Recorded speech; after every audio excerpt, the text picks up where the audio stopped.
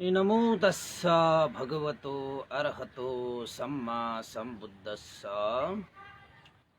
नमामि बुद्धं गुणसागरन्तं नमामि धम्मं सुगतेन देशितं नमामि संघं मुनिराज सावकं। नमो बुद्धाय नमो धम्माय नमो संघाय। श्रद्धालु उपासक उपासिका तथा सधर्म प्रेमी महानुभावहरू, आज मिति 2078 वैशाख 24 गते शुक्रबार बिहानको 9 बजे सदाझै आज पनि हामी फेसबुक लाइभ धर्म देशना लिएर उपस्थित भइसकेका छौं र सदाझै श्रद्धा आस्था गौरवपूर्वक फेसबुक लाइभ धर्म देशना सुन्नको निमित्त देश विदेशबाट फेसबुकमा जोडिरहनु हुने सम्पूर्ण श्रद्धावन्त उपासक उपासिका तथा सधर्म प्रेमी महानुभावहरूलाई सदाझै म भिक्षु इमलो श्री सिद्धिमंगल बुद्ध विहार सिद्धिपुर साना गाउँ थसी महालक्ष्मी नगरपालिका वडा नम्बर 6 बुद्ध मार्गबाट सबैलाई मैत्रीपूर्ण न्यानो न्यानो स्वागत टक्राउन चाहन्छु आजको यो बिहानीको चिसो मौसममा। र आज पनि उपासक उपासिका म बिहारको कौशीबाट यहाँ हाम्रो बोडी चैत्यलाई पनि देखाएर आज मैले उपदेश गर्ने जमर्को गरेको छु। हिजो पनि म कौशीबाटै गरेको थिएँ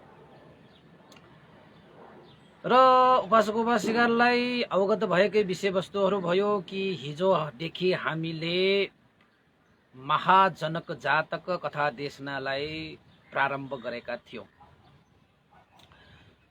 र यो महाजनक जातकमा हाम्रो कर्तव्य र प्रयत्नलाई ठुलै प्राथमिकता दिइरहेको यो जातक मानिन्छ र हिजोको जातक अनुसार महाजनक यानी कि मिथिलाका राजा जसका दुईजना छोराहरू थिए अरिथ जनक र पोल जनक भनेर दुईजना दाजुभाइ बीचमा आफ्ना बुबा दिवंगत भइसकेपछि दुईजना दाजुभाइको बीचमा एउटा राज दरबारकै अमात्यको एउटा षड्यन्त्र भनौं या दुईजना बीचमा मनमुटाव बनाएर जुन स्वार्थपूर्ति गर्नको निमित्त अरिथ जनक राजालाई कान भडेर चुगली गरेर भाइचाइलाई कैद गरेको थियो र पोल जनकले सत्यक्रिया गरेर त्यो कैदबाट छुटकारा प्राप्त गरेर सीमान्त प्रदेशमा गएर बसे।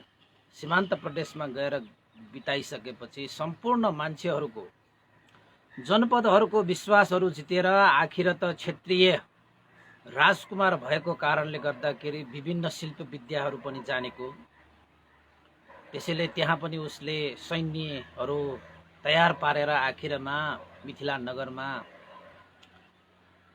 युद्धको घोषणा गर्न आइयो र अरिथ जनक र पोल जनक बीचमा भयंकर महासंग्राम भयो।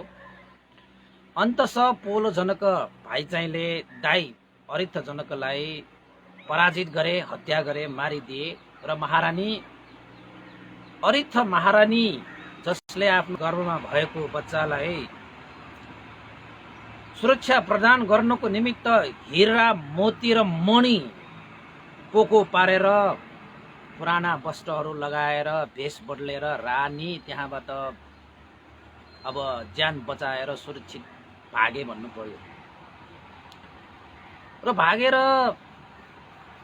कालचम्पाको नगर यानी चम्पा नगर पनि भनिन्छ, कालचम्पाको नगर हैन, सबै अर्थ प्रस्ताउने हो भने कालचम्पाको नगर भनिन्छ, तर उल्लेख गर्दाखेरि चम्पा नगर पनि भनिन्छ। देवराज इन्द्र महाराजको सहयोगमा महारानी सकुशल नै चम्पाक नगरमा पुगे। चम्पाक नगरमा पुगिसकेपछि एकजना मन्त्रणा गर्ने, मन्त्रहरू सिक्ने, शिल्प विद्याहरू सिकाउने एउटा ब्राह्मण थियो। महासाल, उदिच्छ महासाल ब्राह्मण भनेर भनिन्छ। जसले देखेपछि महारानीलाई सोधे तिमी को हौ भनेर। त आखिर महारानीले आफ्नो यथावत परिचय दिइसकेपछि त्यही उदिच्छ महासाल ब्राह्मणले महारानीलाई आफ्नो बहिनी बनाएर राखे। बहिनी बनाएर राखिसकेपछि महारानीबाट एकजना पुत्र रत्नको जन्म भयो। साह्रै नै रूपले सम्पन्न एकजना पुत्र रत्नको जन्म गरिसकेपछि त्यो बालकको नाम आफ्नो बाजे महाजनकको नामलाई नै तल झारेर त्यो पुत्रको नाम नै महाजनक भनेर राखियो भन्नेसम्मको कथा देशना हिजो मैले तपाईहरुलाई सुनाएको थिएँ। तपाईहरुलाई कतिको याद छ छैन भने फेरि तपाईले सुन्न सक्नुहुन्छ। हिजोको देशना तपाईले युट्युबमा पनि सुन्न सक्नुहुन्छ, तपाईले फेसबुकमा सुन्नुहुन्छ, फेसबुक पेजमा तपाईले सुन्न सक्नुहुन्छ हैन। र आज महाजनक जातक कथा देशनाको दोस्रो भागको रूपमा तपाईहरुको लागि अब थप देशना गर्न गइरहेको छु। चम्पा नगरमा महारानीले पुत्ररत्न जन्माए, महाजनक जन्माए। बालक महाजनक चम्पा नगरका अरु बालकहरूसँग खेल्न थाले, बिस्तारै हुर्किँदै गयो। सानै उमेरदेखि महाजनक बलवान पनि थियो। हेर्नुस् है, बल शक्तिमा पनि अरु बच्चाहरू भन्दा पनि साह्रै नै बलवान।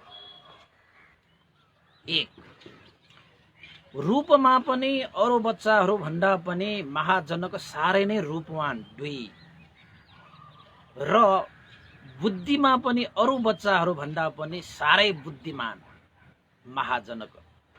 त्यसैले अरु बच्चाहरू भन्दा पनि यो महाजनक अलि भिन्नै खालको, बलमा पनि, बुद्धिमा पनि, रूपमा पनि हैन। अब धनमा पनि भन्ने हो भने पनि आमासँग त, उसको आमा महारानीसँग त कति धन छ त भन्दाखेरि नि उपासक उपासिकाहरू, हिरा मोती र मणि महारानीले बोकेर आएको थियो नि त। धनको हिसाबले पनि धनी थियो। र अर्को कुरा, अरु बच्चाहरूले भन्दा पनि महाजनकले केही चम्पा नगरका विद्वान धुरन्धर पण्डित उदिच्च महासाल ब्राह्मणको घरमा नै निवास गरेर ज्ञान गुणका कुराहरू सिक्न पाएको, संगत गर्न पाएको, व्यवहार गर्न पाएको, त्यो पनि एउटा महाजनकको लागि एउटा ठुलो ऊर्जाको रूपमा अझ थपिएको थियो। फेरि यो उदिच्च महासाल ब्राह्मण पनि साह्रै मैत्री करुणा भएका, महारानीलाई देख्ने बित्तिकै त आफ्नो बहिनीको आभास भएको, त्यो पनि के को कारणले गर्दाखेरि त्यो गर्भमा रहेको त्यो बोधिसत्वको पुण्यको प्रभावले भएको। अब ब्राह्मणलाई मात्रै थाहा छ कि यो मेरो बहिनी महारानी हो भनेर, कसैलाई थाहा थिएन। त्यसैले महारानी भएको कारणले गर्दाखेरि उसको कोखमा जन्मिने त राजकुमार हो नि त। त्यसैले पनि ब्राह्मणले त्यो महारानी र राजकुमारलाई विशेष ध्यान दिएर ज्ञान गुणका कुराहरू सिकाउनेदेखि लिएर, शिल्प विद्याहरू सिकाउनेदेखि लिएर धेरै समय चाहिँ महारानी र त्यो राजकुमार महाजनकलाई दिएको थियो। त्यो पनि एउटा चाहिँ प्लस पोइन्ट हैन, त्यो पनि एउटा चाहिँ थप एउटा फाइदा भयो उनीहरूको लागि। अनि बच्चाहरूसँग खेल्दा खेल्दै कहिलेकाहीँ बच्चाहरू न हो, कहिलेकाहीँ ठाकठुक परिहाल्छ। त महाजनक त्यो बालक साधारण बालक त होइन, त्यो क्षत्रिय पुत्र राजकुमार हो। बच्चाहरू बीचमा कहीँ कतै यताउता उनीहरूले काम कुरा गर्न थाल्यो भने महाजनक भने सहने बानी थिएन। अन्याय पर्दाखेरि, उनीहरूले नराम्रो काम गर्दाखेरि सजाय दिने, अन्याय पर्दाखेरि बोलिहाल्ने, प्रतिकार गरिहाल्ने खालको स्वभाव थियो। त कहिलेकाहीँ कस्तो पनि पर्थ्यो त भन्दाखेरि, बच्चाहरू खेल्दै गर्दाखेरि काम कुरो नमिल्दाखेरि झगडा पनि पर्छ कि कहिलेकाहीँ बच्चाहरूको बेलामा। तपाईँहरू पनि हाम्रो पनि झगडा त पर्यो होला नि त होइन, बच्चाको बेलामा त पर्छ नि त। त्यसरी झगडा पर्दाखेरि महाजनकले सारा बच्चाहरूलाई पिटेर राख्थ्यो। कुनै बच्चाले चाहिँ बेइमान गर्यो, कुनै बच्चाले नराम्रो कुरा गर्यो भने सबैलाई सजाय स्वरूप उसले पिट्न सक्थ्यो कि। सबै बच्चाहरू मिलेर पनि महाजनक एकजनालाई पिट्न सक्दैन थियो, सबैलाई उनीहरूले तह लाउन सक्थ्यो। महाजनक चाहिँ त्यस्तो थियो। तैपनि बच्चाहरू न एकैछिनमा झगडा गरिहाल्छ, एकछिनमा मिलिहाल्छ, त्यस्तो स्वभाव त हुन्छ। अनि महाजनकको बच्चादेखि कस्तो स्वभाव थियो त भन्दाखेरि दण्ड पनि दिइहाल्ने, नराम्रो कुरालाई सुधार्न लगाइहाल्ने, सुधारेन भने उसलाई दण्ड दिएर भने पिटिहाल्ने होइन, अनि फेरि मिलिहाल्ने, त्यस्तो स्वभावको थियो। तर बच्चाहरूले चाहिँ जुन बेला महाजनकले पिट्थ्यो, कुद्थ्यो, लडाउँथ्यो,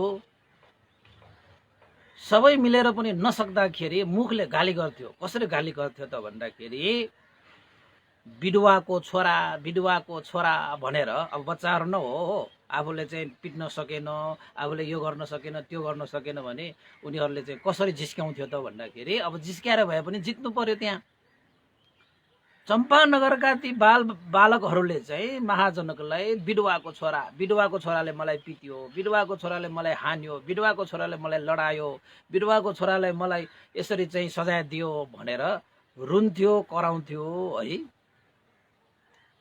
अनि महाजनकलाई लाग्थ्यो यो मेरो साथीहरूले मलाई त बार बार विधवाको छोरा, विधवाको छोरा पो भन्दो रहेछ होइन, किन म विधवाको छोरा भयो होला, मेरो बुबा नभएको होला र, बुबा भएन भने म जन्म त हुँदैन, आमा छ बुबा छ र म जन्म भएँ भन्दाखेरि मेरो आमा त चम्पानगरमै छ, मेरो पिता को हो त त्यसो भए, मलाई त विधवाको छोरा, विधवाको छोरा भन्छन्। अनि भन्थ्यो महाजनकले, हे साथीहरू किन मलाई विधवाको छोरा भन्दैछौ, हाँ म पिता नभएको भए म जन्मिन्छ, त्यति पनि थाहा छैन, बुद्धि छैन तिमीहरूको भनेर भन्थ्यो। तैपनि ती बालकहरूले अरू के पनि भन्दैन थियो, खालि मात्र विधवाको छोरा, विधवाको छोरा भनेर जिस्काउँथ्यो, कराउँथ्यो होइन। पिट्दाखेरि मलाई विधवाको छोराले पिट्यो भनेर चाहिँ हैरान गर्थ्यो। अनि महाजनक बच्चै भए पनि बुद्धि भएको होइन, सोच विचार चिन्तन मनन भएको व्यक्ति हो नि त होइन।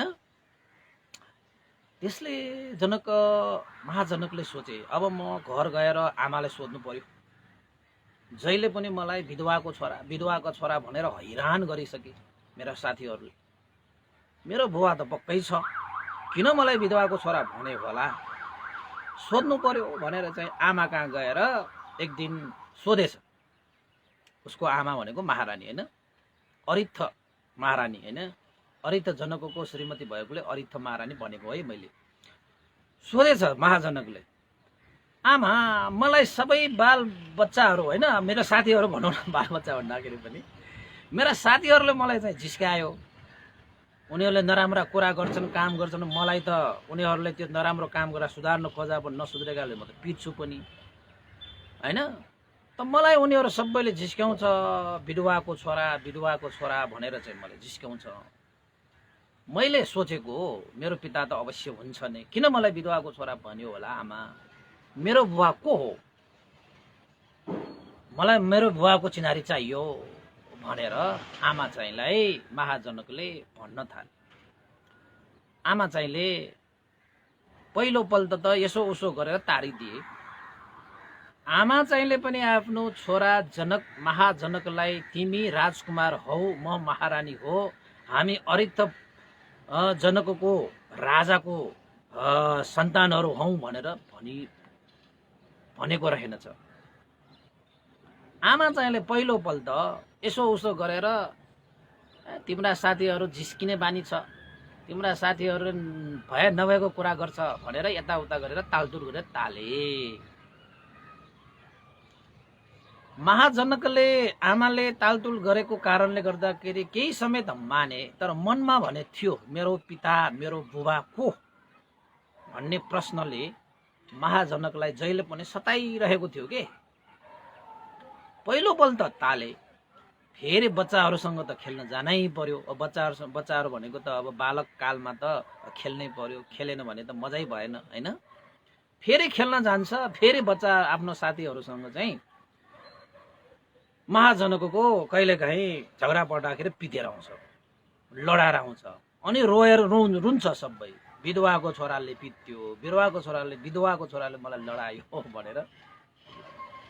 दोस्रो बार पनि महाजनकले फेरि आमालाई कर गरेर सोध्न थाले। त दोस्रो पटक पनि महारानीले महाजनकलाई यताउता गरेर ताले, दोस्रो बार पनि भने। अनि महाजनकले होइन पहिला पनि मैले सोधेको तपाईले भन्नु भएन, यो पल्ट त म छोड्दैन, ल भन्नुस् मेरो बुवा को भनेर भन्दाखेरि अनि महारानीले सम्झाई बुझाई के भने त भन्दाखेरि, ए महाजनक, अरिक्त महासाल ब्राह्मण नै तिम्रो पिता जस्तै हो। तिमीले अरिक्त महासाल ब्राह्मणलाई नै पिता ठान, अन्य कुराहरू यो जिद्दी गरेर नबस। तिम्रा साथीहरू अलिकति फता छ भनेर यताउता गरेर ताल्न खोजे। त महाजनकले सोचे ए यो उदित महासाल ब्राह्मण नै मेरो पिता हो त, त्यसैलाई आफ्नो पिता ठाने पनि हुन्छ भनेर भन्छ मेरो आमाले भनेर सोध्न थाले। त्यतिकैमा दोस्रो पटक पनि यताउता गरेर चाहिँ ताले। फेरि खेल्न गयो, बच्चाहरूसँग खेल्न गयो, फेरि खेल्न गयो। फेरि बच्चाहरूले अरू केहीमा पनि नजित्ने, बुद्धिमा पनि नजित्ने, विवेकमा नजित्ने, खेलमा पनि नजित्ने हैन, केमा पनि नजित्ने। अनि कुरा र काम यताउता गर्दाखेरि फेरि यो महाजनक, यो हाम्रो बोधिसत्व बालकले नसहने, अन्याय सहनु हुँदैन हैन, अन्याय गर्नु भन्दा पनि सहनु झन् ठुलो पाप भन्छ हैन, सहँदैन। फेरि पिट्छ, अनि फेरि भन्छ बच्चाहरूले चाहिँ विधवाको छोराले पिट्यो, विधवाको छोराले मलाई लडायो, विधवाको छोराले मलाई रुवायो भनेर भन्थ्यो। अनि महाजनले के भन्थ्यो, किन मलाई विधवाको छोरा भन्छौ? उदित महासाल नै मेरो पिता हो, त्यत्तिकै मेरो आमा विधवा हुन्छ भनेर भने। अनि बच्चाहरू त गललल हाँसे ए भनेर। के भन्दैछ यो महाजनक, उदित महासाल उसको पिता रे, कहाँबाट पिता हुन्छ? त्यो कसको पिता हामीलाई थाहा छैन, तिमीले भनेर हुन्छ? कसले भन्यो तिमीलाई चाहिँ उदित ब्राह्मण तिम्रो पिता भनेर? मेरो आमाले नै भनेको। तिम्रो आमाले छुटो कुरा बोल्यो, तिम्रो आमाले तिमीलाई उसलाई पिता माने पनि हुन्छ भनेको, पितै त भनेको होइन नि। विधवाको छोरा भनेर फेरि झिस्कायो। अब महाजनकलाई पर्यो पीर, भएन बा, मेरो आमाले पनि मलाई यताउता गरेर तालतुल गरेको रहेछ भने त यो हो मेरो पिताको विषयमा ठुलै रहस्य लुकेको हुनुपर्छ ल। नत्र त मेरो आमाले तिम्रो पिता यही हो भनेर थोकेर भन्थ्यो नि। उदित महासाल ब्राह्मणलाई तिमीले आफ्नै पिता ठाने पनि भइगयो भनेर किन भन्थ्यो र? यो बच्चाहरूले पनि मलाई विधवाको छोरा भनेर जिस्काइ छ। यी बच्चाहरूलाई नै थाहा छ कि त्यो ब्राह्मण मेरो पिता होइन भनेर। अब मैले मात्र कसरी मान्न सक्छु बा भनेपछि मेरो आमाले यो रहस्य चाहिँ मलाई लुकाउन खोजेको रहेछ। भएन, यसरी सोधेर त भएन। अब चाहिँ म आमालाई जसरी भए पनि बाध्य बनाएर मेरो पिता म जानेरै छोड्छु। अब उपाय लगाउनु पर्यो भनेर। सानै छ बच्चा, धेरै सानै छ तपाईको।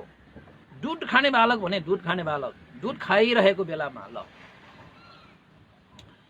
त्यसपछि एक दिन तेस्रो पल्ट चाहिँ सिधै नसोधिकन आमाको काखमा बसेर आमासँग दुध खाएर बसेछ त्यो महाजनकले। अनि दुध खाएको बेलामा त्यो महाजनकले आमाको दुधको मुन्टा नै टोकिदिएछ। आमाले चाहिँ के गर्छ छोरा, दुध खाउने बेलामा दुधको मुन्टो टोक्छ भनेर भन्दाखेरि ल है आमा, मलाई आज आफ्नो पिताको परिचय दिनु भएन भने म तपाईँको दुधको मुन्टो नै टोकेर म भाँचिदिन्छु म। ल मलाई भन्नुहोस् है आमा, आज त म छोड्दिनँ। तपाईँले मलाई कुनै न कुनै रहस्य तपाईँले लुकाइराख्नु भएको छ, त्यो रहस्य आज म जानेरै छाड्छु। मलाई मेरा साथीहरूले केही कुरामा पनि जित्न सकेन, तर विधवाको छोरा भनेर मलाई साह्रै नै मुटुमा कोचिन्छ, मैले सहनै सकेको छैन। उदित महासाल ब्राह्मण पनि मेरो पिता होइन भनेर मैले थाहा पाइसकेँ। म कसरी मान्न सक्छु? तपाईँले केही न केही रहस्य लुकाइरहेको छ आमा, भन्नुहोस् भनेर चाहिँ दुधको मुन्टा टोकेर चाहिँ भनिसकेपछि बल्ल महारानीले के सोचे त भन्दाखेरि, ओहो मेरो छोरा महाजनकले अब आफ्नो पितालाई नचिनिकन नछाड्ने भयो, यसले त ठानेरै आएको रहेछ आज चाहिँ म सोधेरै छाड्छु भनेर, जानेरै छाड्छु भनेर ठानेर आएको रहेछ। आज त नबट्टाइकन भएन बाद, नत्र भने त यसले मेरो दुधको मुन्टो नै टोकिदिने भयो भनेर आखिरमा आफ्नो छोरा नहो है। त्यसपछि महारानीले आफ्नो छोरा महाजनकलाई भने, छोरा यति साह्रो तिमीले मलाई पीडा दिनु पर्दैन, तिम्रो पिता को हो भन्ने कुरा आज म तिमीलाई बताउँछु। हो छोरा, मैले यो रहस्य लुकाएको थिएँ, यो रहस्य नलुकाएको भए आज हामी यहाँसम्म आउन सक्ने थिए। आजसम्म पनि मैले सबैको सामुन्ने म को हुँ र तिमी को हो भनेर भनेको थिएँ, र तिम्रो पिता को हो भनेर भनेको छ। त्यसको लागि क्षमा गर्नु होला हे पुत्र, तर मैले यो रहस्य लुकाइरहेको तिम्रो र मेरो सुरक्षाको लागि नै। भनिसकेपछि महाजनकले बिस्तारै आमाको अनुहार हेरेर, आमा तपाईँ के भन्दै हुनुहुन्छ? के त्यस्तो रहस्य छ जुन रहस्य तपाईँले प्रकटै गर्न सक्नु भयो? भन्नुहोस् आमा, जस्तो सुकै रहस्य भए पनि मलाई त भन्नुहोस् न, तपाईँको छोरालाई त भन्नुहोस् न। आफ्नो छोरालाई आफ्नो पिता को हो भन्ने चिन्ने अधिकार त छ होला नि, भन्नुहोस् आमा, जस्तो सुकै रहस्य भए पनि खोल्नुहोस्। भनिसकेपछि महारानीले पुत्रलाई भने, पुत्र महाजनक, तिम्रो यो नाम पनि मैले तिम्रो बाजे महाजनकको नाम सारेर राखिदिएको। तिमीलाई थाहा छैन होला तिम्रो बाजे महाजनक को भने। वास्तवमा हे महाजनक पुत्र, यो महाजनक नाम मिथिलाको राजाको नाम, तिम्रो बाजे। तिम्रो महाजनकको छोरा अरिथ जनक नै तिम्रा पिता हुन्। अरिथ जनकको अर्धाङ्गिनी यानी कि श्रीमती म त महारानी हो, तिमी अरिथ जनकको पुत्र राजकुमार हौ भनेर चाहिँ महारानीले महाजनक बोधिसत्वलाई त्यो सुनाइसकेपछि त महाजनक त जिल्ल परे। ए म चाहिँ राजकुमार पो, मिथिला राजा अरिथ जनकको छोरा पो, तपाईँ महारानी पो। मिथिलाको महारानी यसरी चम्पा नगरमा आएर यसरी एउटा ब्राह्मणको घरमा यसरी शरण लिएर कसरी बस्नु पर्यो त? यो भित्र पनि केही रहस्य लुकेको हुनुपर्छ आमा, मलाई त्यो रहस्य चाहियो। अब त्यो महाजनक त चतुर छ नि त, तपाईको चाहिँ बोधिसत्व हो नि त हैन? त्यसैले चाहिँ महाजनकको त्यो प्रश्नलाई अब उत्तर त दिनु पर्यो। त्यसपछि के भने त भन्दाखेरि, हे महाजनक, हे पुत्र, तिम्रा पिता अरिथ जनकलाई तिम्रा काका भन्नु पर्यो, भाइले पोल जनकले युद्धमा हराएर पराजित गरेर हत्या गरिदियो। जुन बेला युद्ध भइरहेको थियो त्यति बेला तिमी गर्भमा थियौ। तिम्रा पिता अरिथ जनकले मलाई भनेको थियो युद्धमा भनेको जित हुन्छ पराजय हुन्छ भनेर पहिल्यै भन्न सकिन्न। यदि केही गरी म पराजित भएँ भने तिमीले आफ्नो गर्व बचाउनु भनेर मलाई आज्ञा गर्नु भए अनुसार तिम्रै रक्षाको लागि युद्ध पराजित हुने बित्तिकै मैले भेष नै बदलेर थुप्रै धन सम्पत्तिहरू बोकेर लुगा फाटाहरू अर्कै लगाएर म एक्लै 60 योजन टाढाको यो चम्पा नगरमा आएर बसेको थिएँ। उडिच्छ महासाल ब्राह्मणले मलाई आफ्नै बहिनी भन्दा पनि दया माया प्रेम गरेर मलाई शरण दिएको थियो। त्यसैले तिमी जीवित छौ। यदि हामी यहाँ बसिरहेका छौँ भन्ने कुरा मात्र थाहा पाएको भए पोल जनकले तिम्रो पनि हत्या गर्थ्यो, मेरो पनि हत्या गर्थ्यो होला। त्यसैले तिम्रै जीवन रक्षाको लागि मैले यो रहस्य लुकाएर राखेको। तिम्रा पिताको त हत्या भइसक्यो।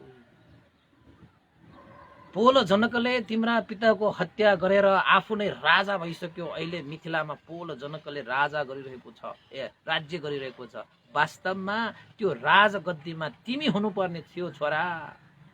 तिम्रो अधिकार थियो छोरा। तिमी त राजकुमार हौ भनेर भनेपछि त महाजनकले रहस्य यहाँनिर पो छ। मैले बुझे आमा, मैले बुझे। मेरै रक्षाको लागि, तपाईले आफ्नो जीवन रक्षाको लागि यो रहस्य लुकाउनु भएको रहेछ। मेरो पिता जहाँ जन्मे तापनि सुख होस्, निरोगी होस्, दीर्घायु होस्। सानो बच्चाले भनेको भने त्यस्तो, सानो बच्चाले, तपाईँ हामी जस्ताले, अब तपाईँ हामीलाई त भन्न आउँदैन अझ। त्यो बोधिसत्वहरू भनेको सानैदेखि त्यस्तो धर्म कर्मको अभ्यास भएको हुन्छ क्या उनीहरूकोमा। किन त भन्दाखेरि पहिलाको जन्ममा नै उनीहरूले धेरै पुण्यहरू सञ्चित गरेर आएको हुन्छ नि त। त्यसैले उनीहरू पुण्यवान हुन्छ।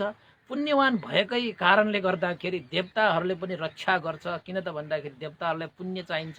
पुण्यवान व्यक्तिहरूलाई सेवा गर्यो, पुण्यवान व्यक्तिहरूलाई सुरक्षा दियो भने जसले गर्छ उनीहरूलाई पनि पुण्य लाग्छ र देवताहरूलाई पनि झनै पुण्य चाहिन्छ। विशेषतः इन्द्र महाराजलाई। किन त भन्दाखेरि पुण्यको आनुभावले नै देवताको राजा बन्न पाएको। पुण्य भएन भने त इन्द्र महाराज पनि च्युत भएर आउँछ नि त तपाईँको। त्यसैले इन्द्र महाराजलाई त जहिले पनि पुण्यको खाँचो हुन्छ। त्यसैले पुण्यवान व्यक्ति तपाईँ हो, म हो, जसलाई हो, इन्द्र महाराजले पनि देवताहरूले पनि तपाईँलाई रक्षा गर्छ। त्यो चाहिँ पक्का छ कि हैन।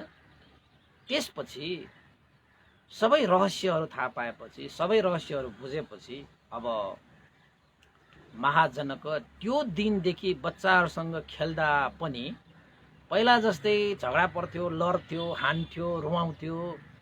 त्यो दिनदेखि अरू आफ्ना बालक साथीहरूले विधवाको छोरा भनेर जतिसुकै भने पनि महाजनकलाई चोट परेन। हो, म विधवाको छोरा नै हो जस्तो मनमा उसले धारण गरे। उनीहरूले भनेको कुरालाई चाहिँ स्वीकारे र साथीहरूले त्यस्तो भन्ने परिस्थिति नै नआउने गरी कार्यविधिहरू सञ्चालन गर्न थाले। हेर्नुहोस् है, एउटा बच्चाले त्यो जानेको। अब उसलाई त थाहा भयो नि त। अब अरूलाई भन्न पनि मिलेन। त्यो मेरो बुवा त राजा हो, म त राजकुमार हो नि, तिमीहरूले अहिले नै भनेर चाहिँ येन तेन त राजकुमारको जस्तो हाँक छाक त देखाउनु भएन। हुन त राजकुमारको जस्तै हाँक छाक थियो साथीहरूको बिचमा। अरू चाहिँ चम्पा नगरका मान्छेहरूले हेर्दाखेरि पनि ओहो यो बालक त बुद्धिवान पनि छ, रूपवान पनि छ, साह्रै बलवान पनि छ। यति बलवान कि त्यत्रो बच्चाहरू साथी एकापट्टि, ऊ एक्लै एकापट्टि हुँदाखेरि पनि कसैले उसलाई जित्न सक्दैन थियो। झगडा राखेर पनि जित्न सक्दैन थियो। फेरि सबैलाई मिलाउन पनि सक्ने, फेरि त्यस्तो बलवान, बच्चादेखि बलवान के। मानौ एउटा हात्ती आयो भने हात्तीलाई नै लडाउला जस्तो, त्यस्तोसम्मको बल भएको। रूप त कति राम्रो राम्रो, सुवर्ण रङ्गको। आहा, सबैले हेर्दाखेरि त्यो आश्चर्य। अझ त राजकुमारी भयो, क्षेत्रीय कुलमा होइन, हिम्मतवान होइन, हुन्छ नै। त्यसरी समय बित्यो।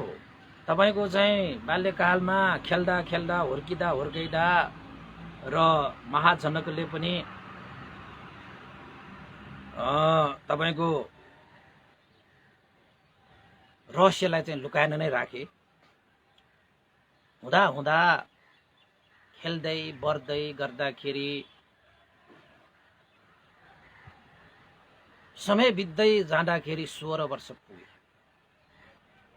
16 वर्ष पुग्दाखेरि त महाजनक यति हत्ता कत्ता भए कि, यति रूपवान यति बलवान कि त्यो 16 वर्षको समय भित्रमा यो महाजनकले के पनि सिकिसकेको छ त भन्दाखेरि त्रिवेद यानि तीनवटा वेद पनि पारङ्गत भइसकेको र जति पनि यो धनुष बाणहरूदेखि लिएर नाना थरीका शिल्प विद्याहरू जति पनि छन् ती सम्पूर्ण शिल्प विद्याहरू चाहिँ यो महाजनकले पूर्ण रूपमा सिकिसकेको छ। यानि कि 16 वर्षको उमेरमा महाजनक पूर्ण रूपमा विद्याको रूपमा पनि शिल्पको रूपमा पनि बल रूप हैन हरेक क्षेत्रबाट पूर्णता प्राप्त गर्न सफल भइसकेको रहेछ। अब 16 वर्ष पुगिसकेपछि जीवनको यात्रा जीवनको मोड त्यहाँबाट सुरु हुन्छ हैन। 16 वर्ष पुगिसकेपछि एक दिन विचार गरे,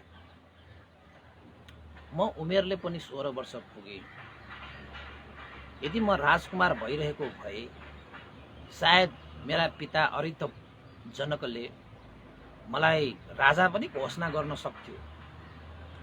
मिथिला नगरको राजा हुनुपर्ने मान्छे आज यो चम्पा नगरमा यसरी चाहिँ अनभिज्ञ भएर बस्नु, अज्ञात भएर बसिरहनु, यो त राम्रो कुरा भएन, यो जाति भएन। त्यसैले मिथिला नगरमा फेरि राज्य सत्ता प्राप्तिको लागि मैले केही न केही उपाय गर्नुपर्छ भनेर महाजनकले विचार गरे। मेरा पिताको हत्या गरेर, लडाईँमा हत्या गरेर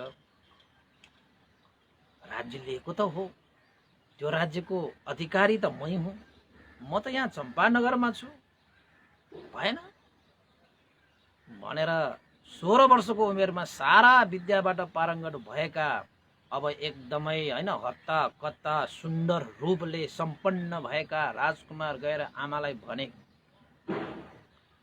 आमा तपाईले भन्नु भएको थियो जुन बेला पिता अरित्थ जनक युद्धमा पराजित भएको बेलामा तपाईले केही धन सम्पत्तिहरू लिएर आएको छु भनेर भन्नु भएको छ। भन्नुस् आमा तपाईले के कति धन सम्पत्ति लिएर आउनु भएको छ भनेर सोध। किन र छोरा भनेर भने, आमा मिथिला नगरको राजा त हामी हुनुपर्ने, त्यसैले त्यो धन सम्पत्तिलाई मैले व्यापार व्यवसाय गरेर थुप्रै धन सम्पत्ति कमाउने छु र फेरि घुमेको त्यो राज्यलाई फेरि प्राप्तको लागि त्यो धन सम्पत्तिले सहयोग गरोस् भन्नको खातिर मैले धेरै धन सम्पत्ति कमाउनु पर्छ। आमा तपाईले के सम्पत्ति ल्याउनु भएको छ भनेपछि आमा चाहिँले भने, छोरा महाजनक अरू धन सम्पत्ति तिमीलाई कमाउनु जरुरत नै छैन, मैले हीरा मोती र मणि अमूल्य अमूल्य वस्तुहरू ल्याएको छु, त्यही धन सम्पत्ति पर्याप्त छ। यदि त्यही धन सम्पत्तिलाई नै सही सदुपयोग गरेर तिमीले राज्यलाई पुनः प्राप्त गर्न सक्छौ, अरू किन धन सम्पत्ति कमाउनु पर्यो र भनेर महारानीले भने। तर महाजनकले के भने त भन्दाखेरि, होइन आमा आदि सम्पत्ति मलाई दिनुस्, म त्यो आदि सम्पत्ति प्रयोग गरेर अझ थुप्रै धन सम्पत्ति कमाएर राज्य जित्नु भनेको सानो तिनो सम्पत्तिले सकिँदैन, धेरै खर्च लाग्छ। त्यसैले तपाईलाई राजमाताको रूपमा राखेर मिथिलाको राजा बन्नु छ मलाई, जुन मेरो अधिकार हो। त्यसैले आदि धन सम्पत्ति मलाई दिनुस्, म व्यापारको लागि म जान्छु भनेर भने। तर आमा चाहिँले सम्झाए अरू कुनै धन सम्पत्ति कमाउनु पर्दैन छोरा, त्यही धन सम्पत्ति प्रयोग गरेर पनि पुग्छ राज्य प्राप्तिको लागि। आमा त्यस्तो नभन्नुहोस्, मलाई आधी सम्पत्ति दिनुहोस्, म थप धन सम्पत्ति कमाउँछु भनेर कर गर्न थाले। त्यसरी कर गरिसकेपछि आमा चाहिँले पनि हिरा मोती मणिहरूको आदि सम्पत्ति महाजनकलाई दिए। महाजनकलाई दिइसकेपछि त्यही धन सम्पत्ति प्रयोग गरेर महाजनकले थुप्रै सामान सरसामानहरू खरिद गरे। जुन सरसामानहरू खरिद गरेर व्यापारको लागि समुद्रको यात्रा गरेर व्यापार गर्न जानको निमित्त तयार भए। त्यसपछि महाजनक आदि धन सम्पत्तिबाट माल सामान किनेर आमा कहाँ आए। आमासँग भने, आमा मैले तपाईँले दिनुभएको त्यो सम्पत्तिबाट थुप्रै माल सामानहरू खरिद गरेँ। अब म व्यापारको सिलसिलामा समुद्र पारी जाँदैछु, मलाई आज्ञा दिनुहोस्, मलाई आशिष दिनुहोस्, कार्यसिद्धिको आशिष दिनुहोस् भनेर भने। अनि आमा चाहिँले भने, छोरा महाजनक, समुद्रको यात्रा भनेको साह्रै कठिन हुन्छ। समुद्रमा के हुन्छ कसो हुन्छ भन्नै सकिँदैन। समुद्रभित्र कसले के छ भन्ने देखेको छ। छालहरूको पनि भय हुन्छ हैन, आँधी हुरीको पनि भय हुन्छ। पानीभित्रको चाहिँ गोहीदेखि लिएर जलचरहरू जति छन् उनीहरूले पनि भय अन्तराय गर्न सक्छ। त्यो मात्र होइन, जहाजै गइरहँदाखेरि जहाजमा पनि कुनै भय अन्तराय आउन सक्छ। त्यसैले छोरा, यस्तो समुद्र यात्रा गरेर व्यापार गर्ने कार्य साह्रै कठिन पनि हुन्छ। कस्तो कठिन बाटो तिमीले रोज्यौ छोरा भनेर भने। आमा चाहिँले भने, छोरा चाहिँले भने, महाजनकले भने, आमा चिन्ता नगर्नुहोस्,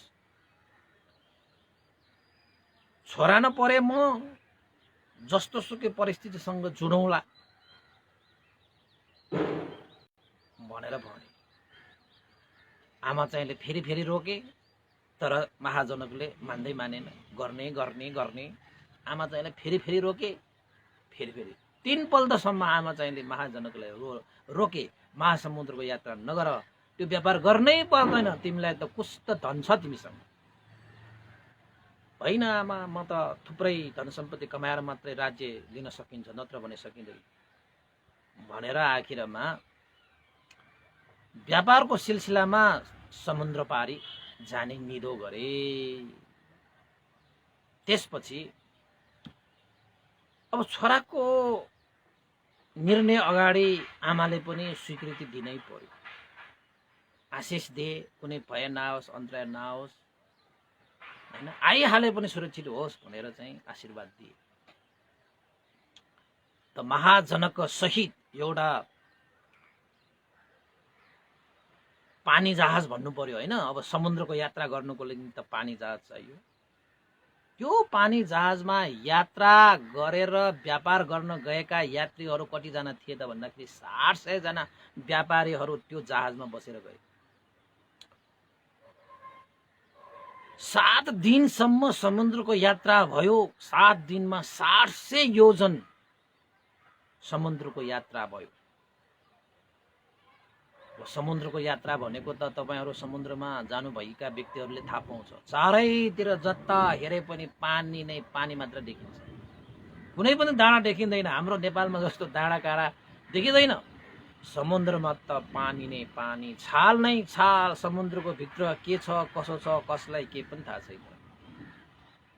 जसरी यो धरतीको संसार हुन्छ त्यसरी नै समुद्र भित्रको पनि एउटा छुट्टै संसार हुन्छ रे, फेरि आकाशको पनि छुट्टै संसार हुन्छ भनेर चाहिँ भनिएको थियो नि त। आकाशमा पनि छुट्टै संसार हुन्छ, धरतीमा पनि छुट्टै संसार हुन्छ। अझ तपाईको चाहिँ अब यो पानी भित्र पनि त समुद्रमा त महासमुद्र संसार हुन्छ नि त त्यहाँ पनि। अब यो धरतीको हेर्नुस् त तपाईहरुको वैज्ञानिकहरूले पनि पत्ता लगाइसक्यो, पृथ्वीको 4 भागमा 1 भाग, 3 भागमा 1 भाग त हो नि यो जमिन भनेको त। अरु त सबै पानी नै पानी भनेपछि अब धरती त यत्रो ठुलो संसार छ भने अब पानी त यो भन्दा हैन डब्बर भन्दा पनि बढी भनेपछि त कस्तो संसार होला पानीको संसार। तपाईँ अनुमान गर्नुहोस् न। अब नेपालमा बसेकाहरूले त्यति साह्रो पानी त समुद्र त देखेको छैन। अब विदेशमा गएपछि होइन देखिन्छ होला, समुद्र भएको राष्ट्रमा गयो भने, तपाईँको नजिकै गयो भने पनि त अब इन्डियामा गयो समुद्र भेटिहाल्छ, महासागरहरू होइन फेरि होइन।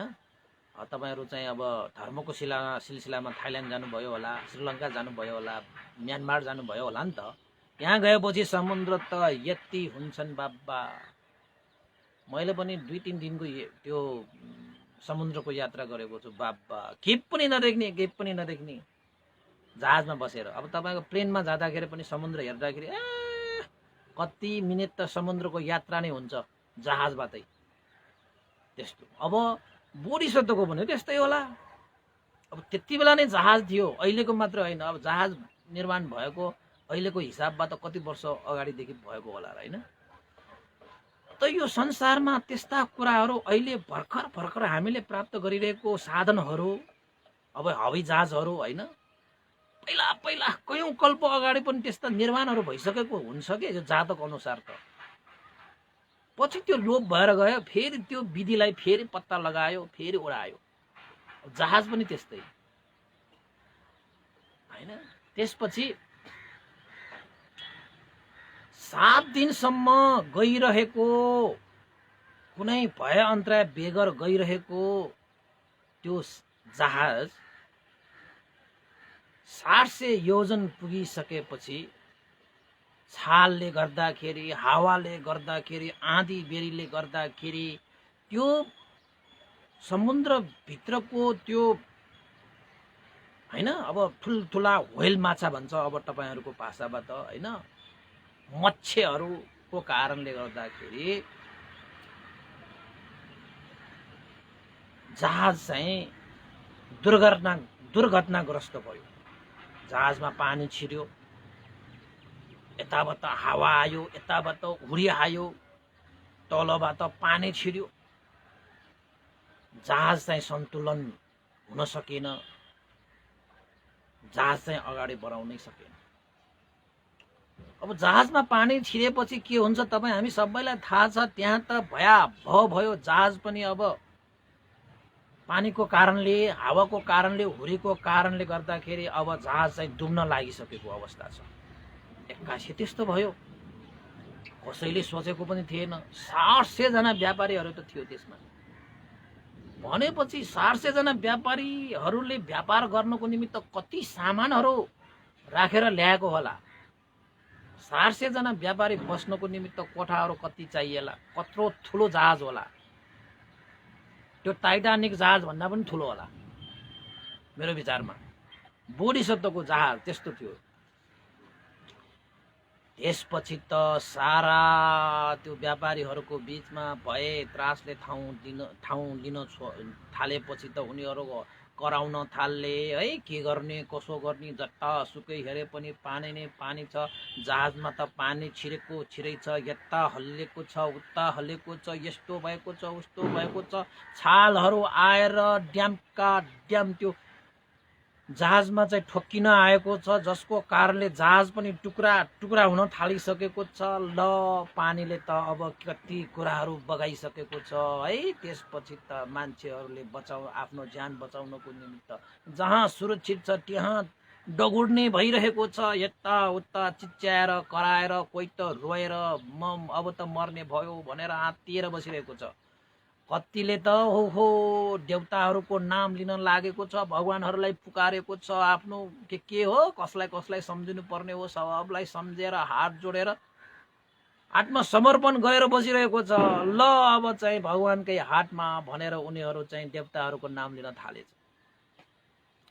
त्यो समयमा बोधिसत्वले भने कुनै चिच्याहाट पनि गरेन, यताउता पनि दगुडेन, रोएन पनि, कराएन पनि, देवताहरूको आराधना पनि गरेन। बोधिसत्वले यसो हेरे, जहाँ सुरक्षित छ त्यहाँ गएर बसे।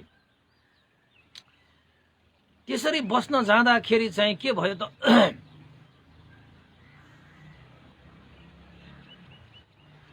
सारा मान्छेहरू देवताहरूको भरमा परिरहेका, आफूले बच्नको निमित्त प्रयास नगरेका मान्छेहरू पनि अब पानीले चाहिँ अब बगाउन थाले।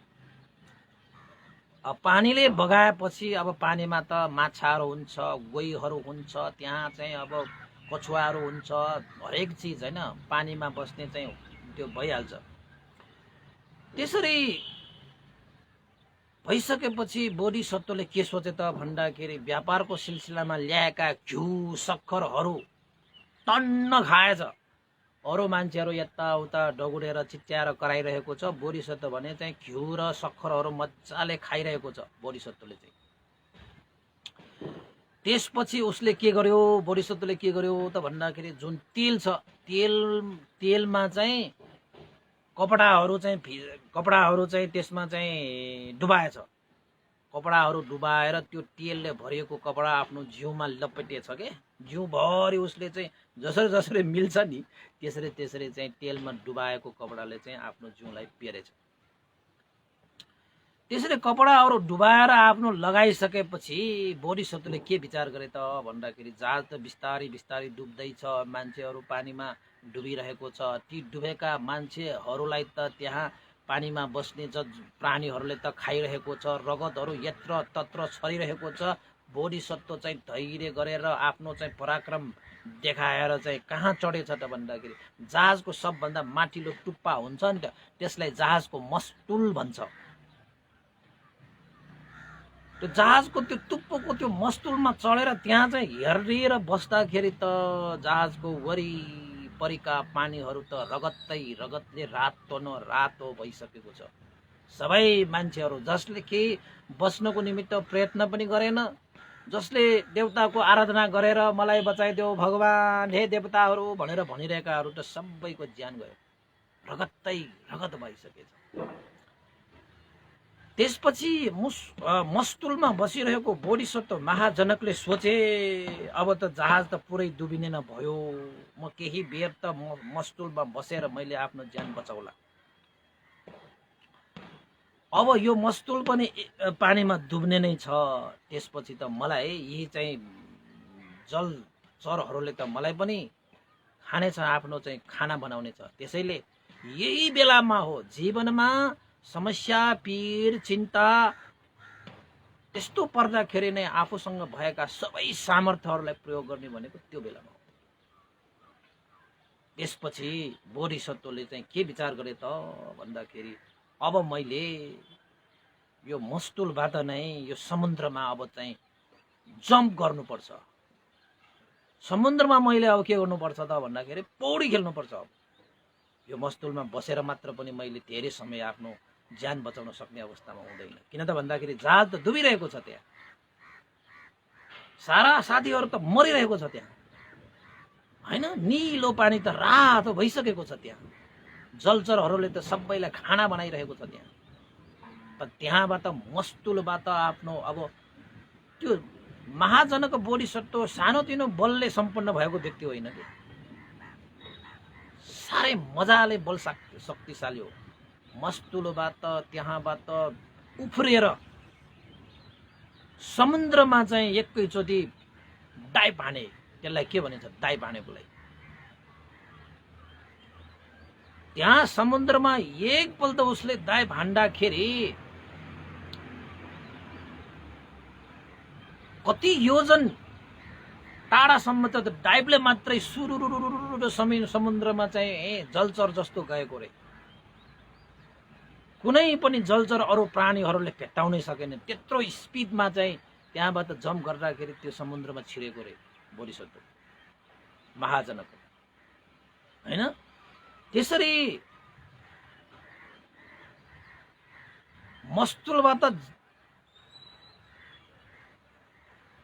जम्प गरेर समुद्रमा पौडी खेलेर बोधिसत्वले जलचरहरूबाट त आफ्नो ज्यान बचाए। अरू जलचरहरू त त्यहाँ आफ्नो त्यो आफ्नो साथीहरू साथीहरूलाई त खाइरहेको छ, मारिरहेको छ। बोधिसत्व त्यहाँबाट जम्प गरेर चाहिँ ती जलचरहरूलाई चाहिँ नागेर समुद्रभित्र चाहिँ गयो। त्यसपछि बोधिसत्व महाजनकले आफ्नो ज्यान बचाउनको निमित्त समुद्रमा पौडी खेल्न थाले। अब अरू जलचरहरू जस्तो त पानीभित्र बस्ने कुरा त भएन। टाउको एउटा माथि उठाएर यसो हेरे, कहीँ पनि द्वीपहरू छैन, टापुहरू थिएन, पानी नै पानी नै पानी नै पानी नै। अब कुनै प्रयत्न नगरौँ भने मर्ने निश्चित छ। त्यसैले चाहिँ बोधिसत्वले पौडी खेल्न थाले। पौडी खेल्न थाले। अब तपाईलाई भन्नुहोस् न, समुद्रमा पौडी खेलेर कसरी चाहिँ अब समुद्र नाग्न सकिएला? त्यो सम्भावना धेरै कम थियो। तैपनि बोधिसत्वले प्रयत्न भने गरे। दिन रात नरोकिकन बोधिसत्वले समुद्रमा पौडी खेलिरहे। न खाने ठेगान, न पिउने ठेगान। खानको निमित्त खाना छैन, पिउनको निमित्त अब पानी अब नुनिलो हुन्छ, कसरी पिउने? खाना बिना, पानी बिना बोधिसत्वले रातो दिन आफूलाई पर्दाखेरि शक्ति पनि आउँदो रहेछ। यद्यपि महाजनक बोधिसत्व बलवान त थियो नै। 7 दिनसम्म बोधिसत्व त्यो समुद्रमा एक्लै पौडिरहे। जुन बेला, एउटा कुरा तपाईलाई याद गरौँ, जुन बेला बोधिसत्व व्यापारको सिलसिलामा सार्से साथीहरूसँग समुद्रको यात्रा गरेको थियो, त्यो दिनमा यानि कि 7 दिन अगाडि मिथिला नगरमा पोल जनक साह्रै नै सिकिस्त बिरामी परेको थियो।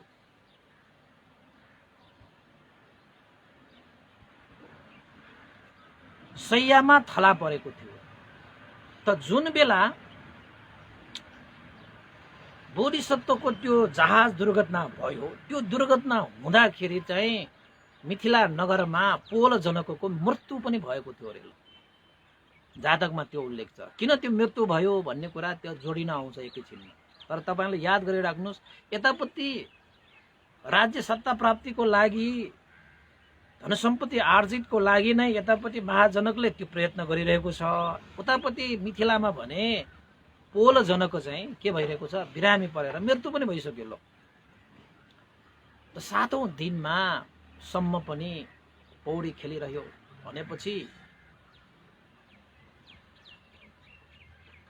त्यति बेलामा चतुर लोकपाल देवताहरूले त्यो समुद्रमा पुण्यवान व्यक्तिहरू, आमा बाबाको सेवा गर्ने व्यक्तिहरू, धर्म कर्ममा लागेका व्यक्तिहरू, हैन, त्यस्ता व्यक्तिहरूलाई सुरक्षा प्रदान गर्नको निमित्त एकजना देवता, देवकन्यालाई उनीहरूले चाहिँ एउटा जिम्मेवारी दिइराखेको रहेछ। त्यो मणि मेखला भन्ने देवता, देवकन्या थियो।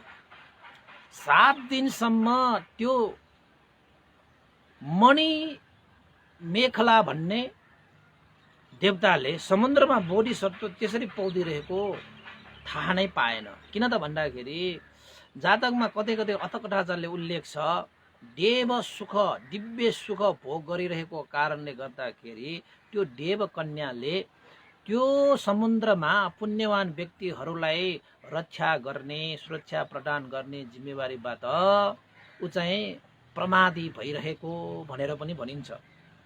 र 7 दिनसम्म त्यो देवकन्या देवीले देवसभामा सहभागी भइरहेको कारणले गर्दाखेरि बोधिसत्व जस्तो पुण्यवान व्यक्तिलाई पनि सुरक्षा दिन नपाइएको भनेर पनि उल्लेखित छ। तर 7 दिनसम्म त पौडी खेलिरहेको छ बोधिसत्व त तपाईको। 7 दिनपछि त्यो देवकन्या देवीले सोचे, ओहो, म त 7 दिन भए।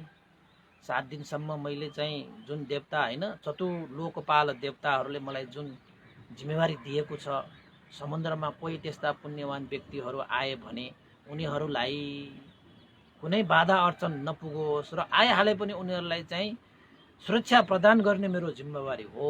मैले चाहिँ 7 दिन भयो हेर्न नपाएको। समुद्रमा त यस्ता घटनाहरू भइरहन्छ, के कस्तो भयो भनेर यसो 7 दिनपछि हेरेको त महाजनको बोधिसत्व त आफ्नो ज्यान बचाउनको निमित्त समुद्रमा पौडी पो खेलिरहेको रहेछ। त्यसपछि त्यो देवता, त्यो देवी भन्नु पर्यो, मणि मेखला भन्ने देवी आकाशमा उडेर पौडी खेलिरहेको महाजनको बोधिसत्वलाई भने के भनेर भने त भन्दाखेरि, हे युवक, तिमीले समुद्रमा पो पौडी खेलिरहेका रहेछौ। के तिमीले समुद्रमा पौडी खेलेर किनारा भेटाउँछु भन्ने आशय राखेर खेलिरहेका हौ कि किन तिमी यसरी चाहिँ एक्लै समुद्रमा पौडी खेलिरहेका भनेर आकाशमा उडेर नै देवकन्या त्यो देवीले बोधिसत्व महाजनकलाई सोधे। बोधिसत्वले त त्यहाँ त आफ्नो ज्यान बचाउनको निमित्त पौडी खेलिरहेको छ। यत्रो दिन भइसके मैले कुनै पनि आवाज सुन्न पाएन, कुनै पनि चिज भेट्न पाएन। तर एक्कासी त्यसरी चाहिँ आवाज सुन्न पाउँदाखेरि को रहेछ भनेर यसो आकाशतिर हेरे। यसो आकाशतिर हेरेको त आकाशमा उडेर बसिरहेको त एउटा चाहिँ देवकन्या पो रहेछ। अनि बोधिसत्वले ठाने पक्कै पनि यो देवकन्या होला, नत्र भने यसरी आकाशमा कसरी उडिरहेर बस्नु हैन। त्यसरी देवताले सोधेपछि बोधिसत्वले के भने त भन्दाखेरि, तपाईँ को हो र? म त समुद्र बीचमा यसरी विभिन्न बाधा अर्चनहरूलाई छिचोल्दै अगाडि बढ्नको निमित्त चाँडोभन्दा चाँडो समुद्रको किनारा भेट्नको निमित्त म पौडी खेलिरहेको छु। आजबाट मैले 7 दिन भयो निरन्तर आफ्नो ज्यान बचाउनको निमित्त मैले पौडी खेलिरहेको छु र किनारा भेट्नको निमित्त म अगाडि बढिरहेको छु। मलाई कुनै त्यस्तो बाधा अर्चन चाहिँ नगर, म त किनारा भेट्नको निमित्त जाँदैछु भनेर भने। अनि त्यो देवी देवकन्याले भने, हे युवक, समुद्र कति विशाल छ भन्ने कुरा तिमीलाई थाहा छैन र? यस्तो विशाल समुद्रमा एउटा मनुष्य भएर, युवक भएर जलचरहरूले त समुद्रको वारिपारी गर्न सक्दैनौ भने तिमी त मनुष्य भएर यसरी समुद्रको किनारा भेटाउँछु भनेर चाहिँ यसरी प्रयत्न गरिरहेका छौ। के यो सार्थक छ र भनेर सोधे। बोधिसत्वले के भने त भन्दाखेरि, लोकजनहरूको कर्तव्य र प्रयत्नले मान्छेहरूले थुप्रै आनिसंस प्राप्त गरेका छन्।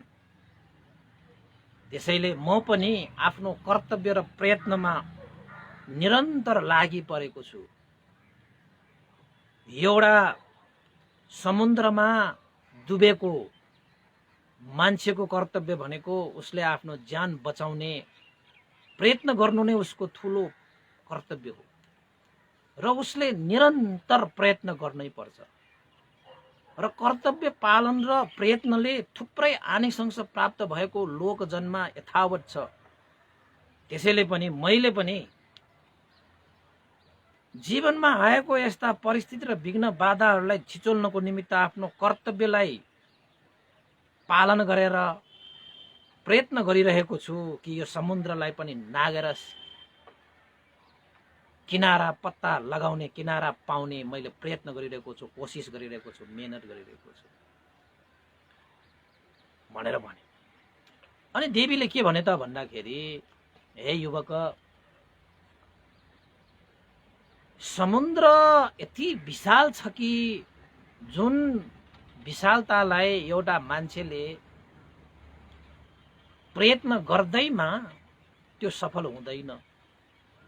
त्यो सबै प्रयत्नहरू खेर जान्छ, सबै प्रयत्नहरू निरर्थक हुन्। अन्ततः किनारा फेला नपरिकन मृत्यु हुने नै हो। यस्ता प्रयत्नको कुनै अर्थ छैन। निरर्थक प्रयत्न चाहिँ किन गरिरहेका छौ भनेर भने। त्यसपछि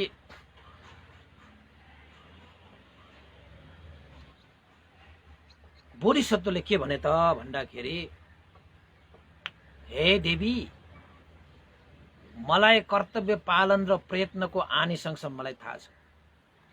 कर्तव्य पालन र प्रयत्न मेहनत कोसिसको आनिसंस मलाई थाहा छ।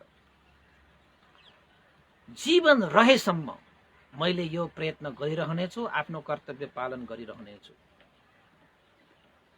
हैन?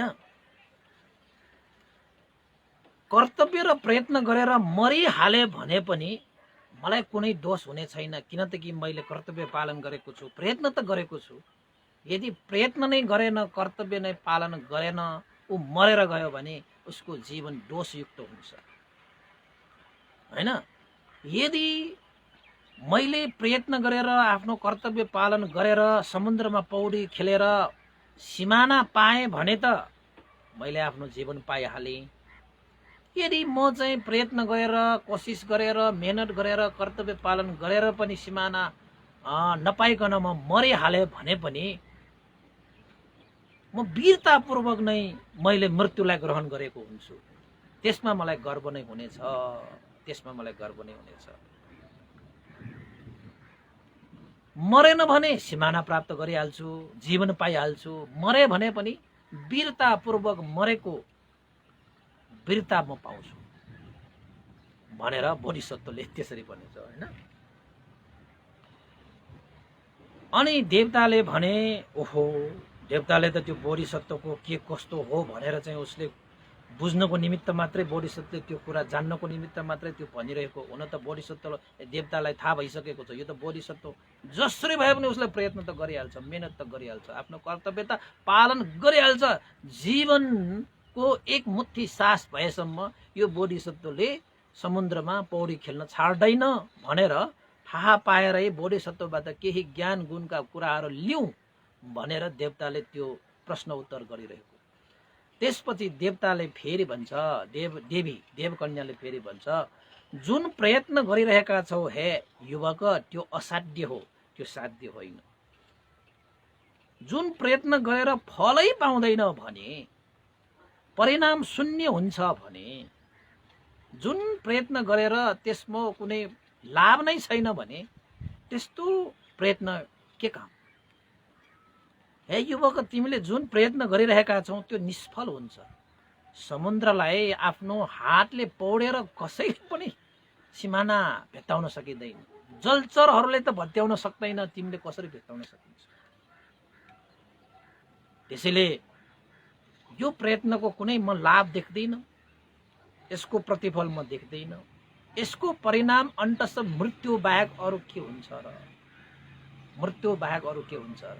तिम्रो प्रयत्न असफल हुन्छ। त्यस्ता असफल प्रयत्न गरेर के वीरता प्रदर्शन गर्नु भनेर चाहिँ देवताले बोधिसत्व महाजनकलाई भनेपछि बोधिसत्वले के भने त भनेको भन्दाखेरि, कुनै पनि काम गर्दाखेरि सफल असफल भनेको हुन्छ। कुनै पनि काम गर्दाखेरि सफल असफल भन्ने हुन्छ, हैन? अब सफल असफल हुने विषयलाई लिएर यो काम त असफल हुने होला भनेर हामीले प्रयत्न नै गरेनौँ भने त्यस्ता व्यक्तिहरूले सफलता र असफलता देख्नु अगाडि नै उनीहरू पराजित हुन्छन्, उनीहरू असफल हुन्छन्। र त्यो एक किसिमले आलस्यताको, अल्छी भावको दुष्परिणाम भन्छु म त्यस्तालाई। अब सफल हुन्छ असफल त हुन्छ नै काममा, असफल पनि हुन सक्छ भनेर आफूले प्रयत्नै नगर्ने हो भने, कोसिसै नगर्ने हो भने, आफ्नो कर्तव्य नै पालन नगर्ने हो भने सफल र असफल नै नदेख्दै उसको मृत्यु हुन्छ, ऊ पराजित हुन्छ। त्यो भनेको अल्छी भावको दुष्परिणाम ठान्छु म, हैन? र जसले सफल असफल हुन सक्छ, म प्रयास गर्छु भनेर अगाडि बढ्छ, त्यस्ता व्यक्तिले जीवनलाई रक्षा गर्दछ, असफल हुने कामलाई पनि सफल गर्दछ। जसले असफल हुन्छ भनेर प्रयत्न नै गर्दैन, ती व्यक्तिहरूले सफल हुने कार्य पनि असफल गर्छ। त्यसैले हे देवी, तपाईले के भनिरहनु भएको? मैले प्रयत्न गरिरहेको छु, कर्तव्य पालन गरिरहेको छु। सफल हुने असफल हुने त भविष्यले बताउँछ। अहिले कसलाई थाहा सफल हुन्छ कि असफल हुन्छ? त्यसैले मलाई सफल होस् असफल होस् मलाई कुनै अर्थ छैन, तर म आफ्नो कर्तव्य र प्रयत्न निभाउँछु। म आफ्नो प्रयत्न र कर्तव्य निभाउँछु। तपाईले जस्तो सुकै भन्नुस्, चाहे यो प्रयत्नको फल छैन भन्नुस्, प्रतिफल छैन भन्नुस्, तर मेरो कर्तव्य मेरो प्रयत्न म जारी नै राख्छु भनेर पौडी चाहिँ खेलिरहे। र हे देवी, यो प्रयत्नको कारणले जुन प्रतिफल मैले पाइरहेको छु तपाईले पनि प्रत्यक्ष देखिरहनु भएको छ। देवीले भने के प्रतिफल पायो र तिमीले त्यो प्रयत्न गरेर? खोइ त समुद्रमै छौ त तिमी, के प्रतिफल पायो? म त केही प्रतिफल देख्दैन। त बोधिसत्वले भने हे देवी, यही कर्तव्य पालन र प्रयत्नको कारणले गर्दाखेरि आज 7 दिनसम्म म जिउँदैछु। हे देवी, जुन प्रयत्नको कारणले गर्दाखेरि आज तिमीले मलाई भेटिरहन पाएका छौ, बोलिरहन पाएका छौ, मैले पनि तिमीसँग कुरा गर्न पाइरहेका छौ। यो छलफल गर्न पाइरहेको भनेको हाम्रो कर्तव्य र प्रयत्नको, मेरो कर्तव्य र प्रयत्नको कारणले गर्दाखेरि यो सारा चिजहरू पाइरहेको। 7 दिनसम्म म बाँचिरहन पाएको यो मेरो कर्तव्य पालन र प्रयत्नको कारणले, मेहनतको कारणले, परिश्रमको कारणले। मैले आफ्नो कर्तव्यलाई नबुझेर बिर्सेर प्रयत्न नगरेको भए, कोसिस नगरेको भए, मेरा 800 जना मेरा साथीहरू थिए, ती 800 जना साथीहरू त जहाज दुर्घटनामा परेर सबै जलचरहरूको खाना भइसक्थ्यो। यदि मैले प्रयत्न नगरेको भए म पनि अहिलेसम्ममा जलचरहरूको खाना भइसकेको थियो। तर मैले प्रयत्न गरे, कोसिस गरे, मेहनत गरे र त आज म यसरी जिउँदो छु तपाईको सामुन्ने। यो जस्तो ठुलो आनिसंस अरु के मैले प्रमाण पेश गर्नुपर्छ? र जति पनि समय छ त्यो समय अझै म प्रयत्न गर्छु। सफल होला असफल होला त्यो आफ्नो ठाउँमा छ। सफल पनि हुन सक्छ, असफल पनि हुन सक्छ। असफल होला भनेर प्रयत्न गर्न छाडौँ मैले?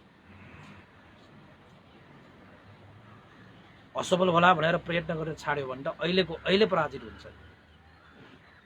सफल हुन्छ भनेर प्रयत्न गर्ने व्यक्तिहरूले असफलतालाई पनि सफलतामा बदल्न सक्छ र असफल हुन्छ भनेर प्रयास नगर्ने, प्रयत्न नगर्नेहरूले सफलतालाई पनि असफलतामा बदलिन्छ। त्यसैले म आफ्नो प्रयत्न जारी गर्छु। असफलता नै अगाडि आए पनि त्यसलाई सफलतामा बदल्नको निमित्त म प्रयासरत छु, हुने नै छु। हे देवी, तिमीले जस्तो सुकै तर्क गरे पनि म आफ्नो कर्तव्य पालन गर्न छाड्दिन। म आफ्नो प्रयत्नमा 1 इन्ची पनि म पछाडि सर्दैन। हेर्दै जाऊ हे देवी, म आफ्नो प्रयत्नले अवश्यमेव समुद्रको किनारा भेट्टाएर छाड्छु भनेर बोधिसत्वले त्यो देवीलाई भने। देवी प्रभावित भए। ओहो, यो बोधिसत्वले कस्तो ठुलो कुरा गरे, कस्तो हिम्मत, कस्तो आँट। असफलता नै भए पनि प्रयत्न र कर्तव्य पालनले उसले असफलतालाई पनि सफलतामा बदलिदिन्छु। यदि प्रयत्न र कर्तव्य पालन गरेन भने सफल पनि असफल बन्छ। 7 दिन भयो खाँदै नखाँदै उसले चाहिँ प्रयास गरिरहेको। जीवनको अन्तिम श्वाससम्म पनि यो बोधिसत्वले प्रयत्न गर्छ। हुन त देवीलाई थाहा थियो बोधिसत्व हो, यसले प्रयत्न गर्छ। तैपनि उसबाट केही सिकौँ, जानौँ के भन्दो रहेछ भनेर मात्रै देवीले पनि त्यो कुराहरू, त्यो संवादहरू गरिरहेको। त्यसपछि बोधिसत्व फेरि पौडी खेल्न थाले, फेरि पौडी खेल्न थाले। देवीले बोधिसत्वलाई भने, हे युवक, बल बुद्धि प्रयोग गरी कर्तव्य निष्ठा र प्रयत्न कोसिस मेहनत गर्नेले जुनसुकै स्थान पनि प्राप्त गर्न सक्दछ। जुनसुकै स्थान पनि प्राप्त गर्न सक्छ। हे युवक, तिम्रो यो प्रयत्न देखेर म प्रभावित भएँ। म देवी हुँ, म आकाश मार्गबाट पनि हिँड्न सक्छु। भन युवक, तिमी जस्तो व्यक्तिलाई सहयोग गर्न पाउनु, तिमी जस्तो व्यक्तिलाई साथ दिन पाउनु, तिमी जस्तो व्यक्तिको जीवन उद्धार गर्न पाउनु मेरो भाग्यको विषय हुनेछ। वास्तवमा म हे युवक तिमीलाई उद्धार गर्नै आएको हुँ। भन म तिमीलाई कहाँ लगिदेऊ। तिमीलाई मैले आफ्नो काखमा राखेर तिमीले जहाँ भन्छौ त्यहाँ लग्ने क्षमता मसँग छ। भन कहाँ लगिदेऊ भनेर देवीले त्यसो भनिसकेपछि बोधिसत्वले पनि मेरो सुरक्षाको निमित्त आएका रहेछौ भने मलाई मिथिला नगरमा लगिदेऊ। ल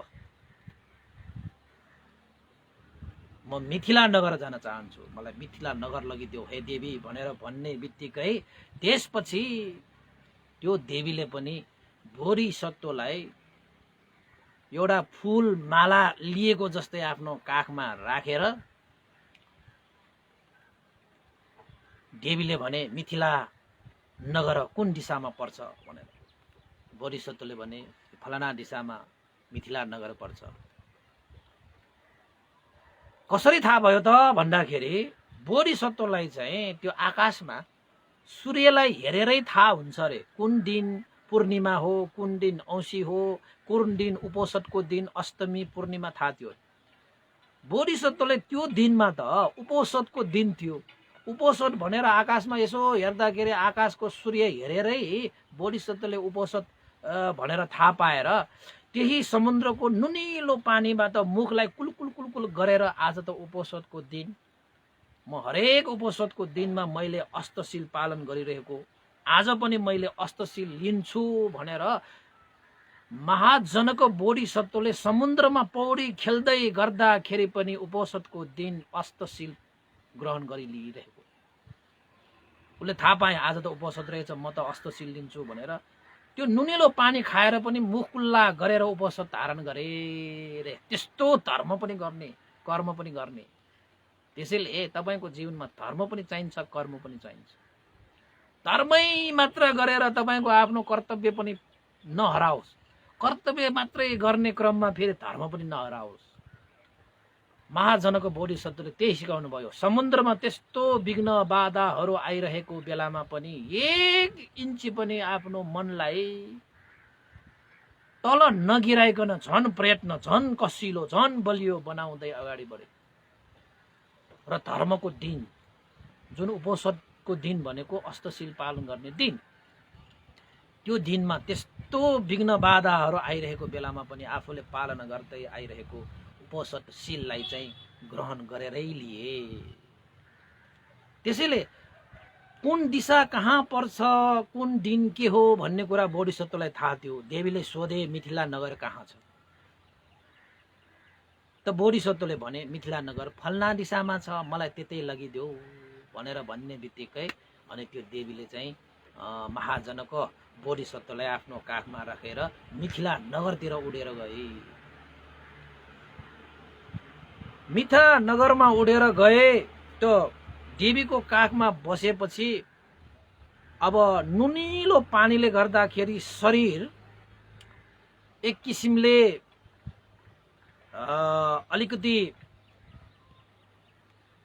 मक्किएको जस्तो त भइहाल्छ। त्यत्रो प्रयत्न गरिराखेरि एकैछिनमा चाहिँ देवीको काखमा त्यसरी बस्न पाउँदाखेरि देवशय्यामा लेटेको जस्तो उसलाई आनन्द आयो, मजाले निडायो। देवीले सोचे ओहो महासत्व, हे बोधिसत्व, मेरो कारणले गर्दाखेरि तपाईले 7 दिनसम्म यस्तै प्रयत्न गर्नु पर्यो। 7 दिनसम्म दिव्य भोग सम्पत्ति भोगिरहे, देवसभामा सहभागी भइरहे। धन्य मैले यदि महासत्व बोधिसत्वलाई मैले बचाउन नसकेको भए देवसभामा मैले कुन अनुहार लिएर जान्थे होला। धन्न 7 दिन भए पनि बोधिसत्वले प्रयत्न गरिरहेको कारणले गर्दाखेरि यस्ता पुण्यवान व्यक्ति, कर्मशील धर्मशील व्यक्तिलाई मैले बचाउन पाएँ।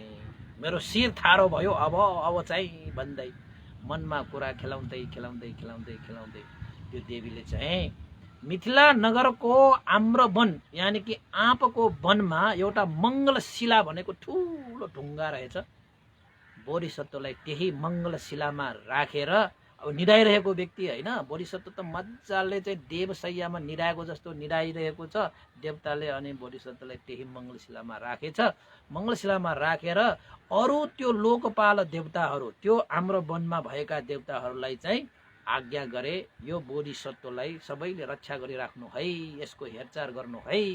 अहिले मजाले 7 दिनसम्म पौडी खेलेर बसेको बोधिसत्व अहिले देवशैयामा सुतेको झै सुतिरहेको छ। कुनै बाधा अर्चन नगर्नु, उसको रक्षा सुरक्षा आरक्षा गरेर राख्नु भनेर त्यहाँका अरू चाहिँ देवताहरूलाई चाहिँ आज्ञा गरेर भने बोधिसत्वसँग थुप्रै ज्ञान बुद्धिहरू छन्। उहाँको ज्ञानलाई त्यत्तिकै होइन सिद्ध्याएर पठाउनुहुन्न, खेर पठाउनुहुन्न। एक न एक दिन चाहिँ विद्यालयको चाहिँ महाविद्यालय भन्दाखेरि पनि बोधियालयको स्थापना गर्नुपर्छ, जसको स्थापना पछि बोधिसत्वका ज्ञानहरू चारै दिशामा फैलिन्छ। त्यसैले यो बोधिसत्वको रक्षा गर्नुपर्छ है भनेर देवताहरूलाई पनि सजग बनाएर देवकन्या देवी तपाईँको के भन्छ उहाँ चाहिँ त्यहाँबाट फर्के र देवताहरूको आरक्षा गर्न लगाएर बोधिसत्वको चाहिँ सुरक्षित मङ्गलशिलामा मजाले सुताएर देवी चाहिँ फर्के। ल अब बाजिगारो आजको लागि चाहिँ मैले यति नै गर्नु पर्ला। पानी पनि परिसकेको छ। म त कोसीमा बसेर चाहिँ देशना गरिरहेको, पानी त आयो, फुल पानी आयो होइन, सिमसिमे पानी भन्छ नि त, त्यस्तो मात्र आइरहेको छ। तै पनि अब रोक्नु भएन। अब कथालाई पनि एउटा चाहिँ ठिक्क ठाउँमा रोक्नु पर्यो, नरोकिकन भएन। त्यसैले चाहिँ अब करिब 1.5 घन्टा जतिको पनि हुन लागिसकेको छ। त्यसैले चाहिँ आज बोधिसत्वको जीवन रक्षा भएको र मिथिला नगरको आम्रवनको मङ्गलशिलामा देवशैयामा जै सुतिरहेको देवताहरू चारैतिर बसेर पुण्यवान धर्मशील कर्मशील व्यक्तिहरूको रक्षा गर्छ भन्ने कुराको पनि यो उदाहरण हो है। तपाईहरू पनि धर्मशील कर्मशील प्रयत्नवाला कर्तव्य पालनवाला होइन, त्यस्तो भयो भने तपाईँको रक्षा हुन्छ कि। त बोधिसत्वको भने त्यसरी नै रक्षा भयो। देवी जसले सुरक्षा गरेको थियो, देवी त अब समुद्रतिर जानु पर्यो नि त। फेरि त्यो समुद्रतिर गए। ल यति चाहिँ आज क्रमशः गरे। भोलि तपाईँको चाहिँ महाजनकको तेस्रो भाग लिएर उपस्थित हुने नै छौँ। त्यतिन्जेलको लागि मलाई आज बिदा दिनु होला है। सबैले सुनिदिनु भयो शान्त दान्तपूर्वक, श्रद्धा आस्था गौरवपूर्वक। आशा एवं विश्वास छ तपाईँहरूले सेयर गरिदिनु हुनेछ, लाइक गरिदिनु हुनेछ। कसरी कस्तो भइरहेको छ, कहाँबाट सुनिरहनु भएको छ, सबै लेखेर बताइदिनु होला, कमेन्ट गरिदिनु होला। तपाईँको एउटा कमेन्टले पनि धर्म देशना हेर्न पाउने अवसर अरूले पाउँछन्। सेयर गरिदिनु भयो भने त झनै पाउँछन् होइन। त्यसैले लकडाउनको यस्तो समयमा होइन, परिस्थिति प्रतिकूल छ। यो प्रतिकूल समयमा अनुकूलता प्रदान गर्नको निमित्त हामीले धर्म आदान प्रदान गर्न पाएँ भने यो धर्मको प्रभावले पनि सबैको मनमा जुन रोग शोक भय अन्तराय विघ्न बाधाहरूले ठाउँ लिइरहेको कारणले जीवन त्राही भइरहेको छ, त्यो रोग शोक भय अन्तराय विघ्न बाधाको त्यो परिस्थितिलाई हटाउनको निम्ति मनमा धर्म कर्म पुण्य होइन आदि इत्यादिहरू राख्न पायो भने ती चिजहरू हटेर जान्छ। कमसे कम तपाईँले चाहिँ कोरोना यस्तो भइरहेको बेलामा यो त्रसित भएर बाँच्नुभयो भने रोगले भन्दा पनि त्यो भयले तपाईँलाई धेरै सताउँछ कि। त्यसैले चाहिँ रोगै भए पनि यस्ता भय अन्तरायहरूबाट जुधेर होइन, महाजनकले जस्तो बाढा अडचनलाई छिचोलेर तपाईँ पौडी खेलेको जस्तो कसैको जीवनमा कोरोना नलागोस्, लागिहाले पनि त्यस्तासँग जुधेर अगाडि जाने हो। जस्तो सुकै स्थान पनि प्राप्त गर्न सकिन्छ भनेर देवताले भनेको होइन। त्यसैले चाहिँ रोगसँग पनि जुड्नको निमित्त मनोबल यस्तो वृद्धि गर्नुहोस् कि जस्तो सुकै सागर समान होइन, विघ्न बाधा आए पनि त्यसलाई चाहिँ छिचोलेर जाने के। धेरै पुण्यवान व्यक्तिहरूलाई धेरै चिजबाट रक्षा हुन्छ। त्यसैले यो रक्षा गर्ने क्रममा यो धर्म पनि एउटा माध्यम हो। धर्मले त तपाईँलाई रक्षा गरिसकेपछि अरू त तपाईँलाई आवश्यकै नभएको जस्तो हुन्छ, त्यति ठुलो रक्षा गर्छ उसले। त्यसले यो धर्मलाई प्रचार गर्नको निमित्त, प्रसार गर्नको निमित्त, धर्मदान गर्नको निमित्त सहयोग पनि गरिदिनु हुन अनुरोध गर्दै बिदा हुन चाहन्छु। र अन्तमा पुण्यानुमोद गरौँ उपासक उपासिकाहरू। यो पुण्यको अनुभवले श्रद्धेय गुरुवर ज्ञान पूर्णिमा अस्तिवीर बन्ते लगाएर श्रद्धेय गुरुवर स्यादो उत्पन्नता विभंश सुगति निर्वाण कामना गरौँ सम्पूर्ण गुरुजनहरू होइन। त्यस्तै गरी तपाईँहरूको ज्ञाति बन्धु इष्ट मित्र जति पनि बितेर जानुभएका उहाँहरूलाई पनि सम्झेर हामीले पुण्यानुमोदन गरौँ है। मलाई चाहिँ यो चाहिँ प्रेमध्वज प्रधान हिजो गायक सङ्गीतकार होइन, उहाँ पनि हिजो मात्रै बित्नु भएको होइन। म बच्चा बेलामा होइन उहाँको गीतहरू सुन्थेँ क्या बच्चा बेलामा। मलाई हिजो त्यो फेसबुकमा देख्ने बित्तिकै कस्तो कस्तो लाग्यो होइन। उहाँ एउटा चाहिँ राष्ट्रको एउटा गहना होइन। धेरै उहाँको गीतहरूले धेरै मान्छेहरूको चाहिँ दुःख पीडाहरूलाई छोएर चाहिँ सबैलाई शान्त बनाएको गीतहरू पनि छन् होइन। नेवारी क्षेत्रमा भनौँ, नेपाली क्षेत्रमा भनौँ, राष्ट्रिय तथा अन्तर्राष्ट्रिय क्षेत्रहरूमा थुप्रै क्षेत्रमा योगदान भएको व्यक्ति। त्यसैले उहाँको पनि सुगति निर्वाण कामना गरेर पनि पुण्यानुमोदन गरौँ होइन। सम्पूर्ण देवताहरू जसले चाहिँ धर्म कर्म पुण्यवान व्यक्तिहरूको सुरक्षाको निमित्त होइन धेरै योगदान पुर्याउनुहुन्छ, ती देवताहरूले होइन। ती देवताहरूलाई पनि पुण्य लागोस्, अमनुष्यहरूलाई पनि पुण्य लागोस्, र सत्तो प्राणीहरू संसारमा जति पनि प्राणीहरू छन् ती सम्पूर्ण प्राणीहरूलाई पनि यो पुण्य लाभ होस् भनेर मैले पुण्यानुमोदन गर्न चाहेँ है। पानी परिसकेको छ, धेरै कुराहरू नगरौँ, साधु सारोकार भन्ने होला। साधु साधु साधु। इदं नो ज्ञातिनं होतु सुखिता हन्तु ज्ञातयो, इदं नो ज्ञातिनं होतु सुखिता हन्तु ज्ञातयो, इदं नो ज्ञातिनं होतु सुखिता हन्तु ज्ञातयो। एतावता च मेहि सम्पदं पुण्यसम्पदं सब्बे देवानुमोदन्तु सम्म सम्पत्तिसिद्धिया। एतावता च मेहि सम्पदं पुण्यसम्पदं सब्बे सत्तानुमोदन्तु सम्म सम्पत्तिसिद्धिया। एतावता च मेहि सम्पदं पुण्यसम्पदं सब्बे भूतानुमोदन्तु सम्म सम्पत्तिसिद्धिया। साधु साधु साधु भवतु। सर्वमङ्गलं। सबैको दिन मङ्गलमय होस्। सबैलाई साधुवाद।